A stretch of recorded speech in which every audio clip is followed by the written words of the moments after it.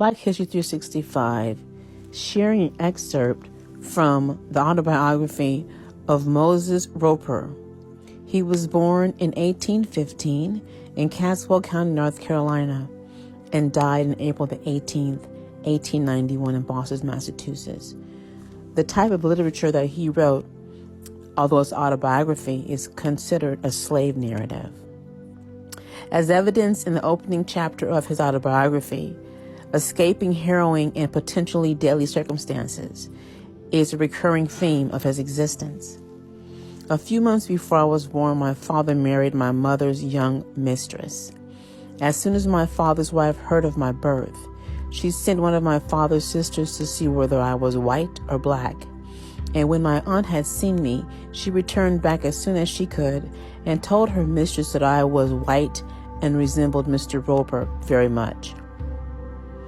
What's going on here is that his mother was a slave and she worked for this family, and she was impregnated by the slave master, Mr. Roper.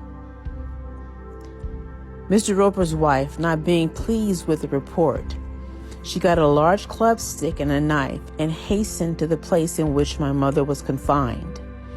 She went into my mother's room with the full intention to unalive me with her knife and club, but as she was going to stick the knife into me, my grandmother happened to come in and caught the knife and saved my life. At the age of 18 or 19, Moses sailed from the coast of Georgia in the United States all the way to Liverpool, England. He plotted and planned and escaped American slavery. Upon arriving in England, where slavery had been abolished a year earlier, in 1834, Roper connected with prominent British abolitionists who paid for him to be formally educated and employed him on the anti-slavery lecture circuit. Roper penned narratives of the adventures and escape of Moses Roper from American slavery, and it was first published in London in 1837. A U.S. edition appeared the next year. This man lived a life of escaping treacherous situations.